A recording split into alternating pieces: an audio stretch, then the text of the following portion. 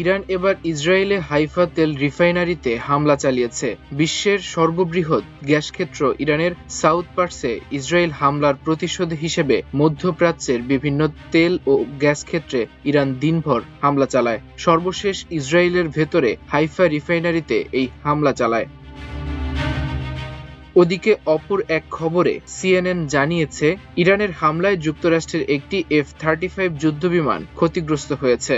CNN এর breaking নিউজে এই তথ্য জানিয়ে বলা হয়েছে, ক্ষতিগ্রস্ত মার্কিন যুদ্ধবিমানটি মধ্যপ্রাচ্যের একটি ঘাঁটিতে জরুরি অবতরণ করতে বাধ্য হয়। তবে ঘাঁটির নাম কিংবা বিস্তারিত আর কিছু জানানো হয়নি। ইরানে মার্কিন ইসরায়েলি হামলার পর ইতোপূর্বে কুয়েতে একটি মার্কিন যুদ্ধবিমান ভূপাতিত করে।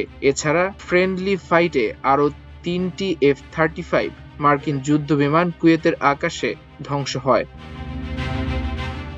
এদিকে ইরানের সাউথ পার্স গ্যাস ক্ষেত্রে ইসরায়েলের হামলা যুক্তরাষ্ট্রের সঙ্গে সমন্বয় করেই পরিচালিত হয়েছে বলে জানিয়েছেন নাম প্রকাশে অনিচ্ছুক 3 ইসরায়েলি কর্মকর্তা। রয়টার্সকে দেওয়া তথ্যে তারা বলেন, এই হামলা পূর্ব পরিকল্পিত ছিল এবং ওয়াশিংটনের সঙ্গে সমন্বয় করা হয়েছিল। তবে তারা ইঙ্গিত দিয়েছেন, ভবিষ্যতে একই ধরনের হামলা পুনরাবৃত্তি হওয়ার সম্ভাবনা কম। এই বক্তব্য এমন এক সময় সামনে এলো যখন যুক্তরাষ্ট্রের প্রেসিডেন্ট ডোনাল্ড ট্রাম্প দাবি করেছিলেন এই নির্দিষ্ট হামলার বিষয়ে ওয়াশিংটন কিছুই জানত না।